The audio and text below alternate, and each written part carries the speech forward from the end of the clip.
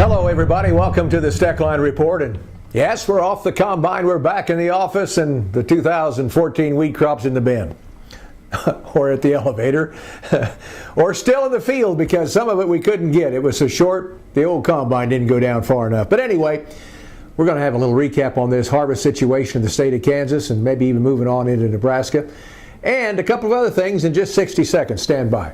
My grandfather came across the plains from Missouri in the 1860s and ran a hotel and stage stop here with livery stable, and it's been in the family ever since. We run probably about 100 cows here and 250 over at the other ranch. I'm sure there are other banks we could have dealt with, but they've been so friendly and know what the ups and downs are in the business. American Ag Credit is like a family for us for financial help.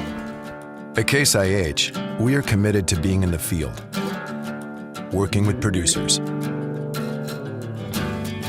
That's why 2/3 of our experts are out there helping them with on-site solutions to increase power, improve efficiency, and maximize their productivity. The world of farming is changing, and we'll be there to ensure you're ready. I'm ready.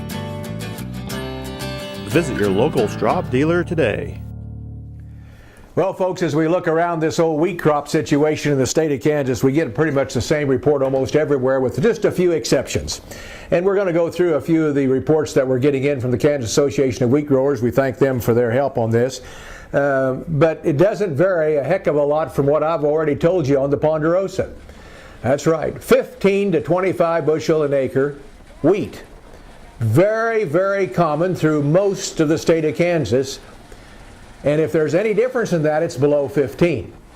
I don't know, there's a few instances where I've seen some 40 bushel wheat. I can't tell though whether that's 40 acres, 80 acres, or 160. When I talk about average yields, I'm talking about 160 acres or more.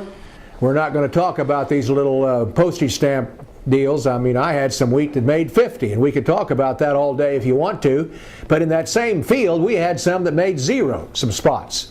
So when we got done, it was about a 25 bushel yield. Had one field that may have eked or pushed towards 30, but that's about it. Let's take a little tour around the state and tell you what's going on as far as this wheat crop is concerned. Hamilton and Cherokee counties have been cutting southern Kansas area for a few days now, and in fact, we're moving this harvest right up to the Nebraska border into Nebraska now. It looks like higher protein content than usual. Lower than normal yields is the name of the game. It looks like when we go to some of the individual elevators like Cloud County, they're talking about freeze and drought damage there. That's clear in the north part of the state. I talked about it on the Ponderosa. Kearney County, the president of the Kansas Association of Wheat Growers is saying equal or slightly better crop this year than last year. But wait a minute. Last year may have been the worst he's ever had. So he's talking about now 12 to 18 bushels an acre. A farmer from Crawford County has reported in 60 to 61 pound wheat. Looks like, again, light yields into that 10-15 bushel area. Everest seems to be the king again as we check the varieties around the country.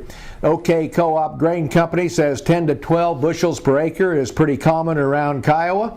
Everest, again, is a very key product for that part of the country. And as the OK Co-op Grain Company manager says, probably not even half of what we'll take in this year compared to last year.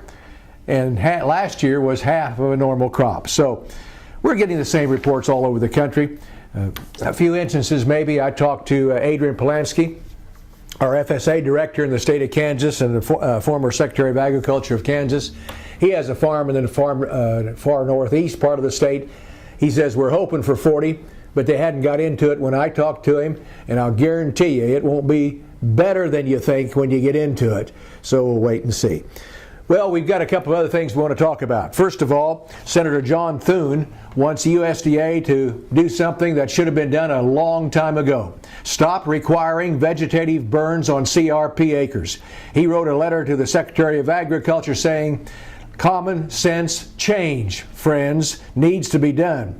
The FSA committee in South Dakota backs it. I think if you ask anybody that knows how to spell agriculture, they'd be behind this. What good would it do to burn and waste good, beautiful hay when we've had the kind of drought conditions we've had in this country the last several years? But that's the rule. That's right. They're trying to get it changed. Let's hope that they do. More later on the next Steckline Report. See you then.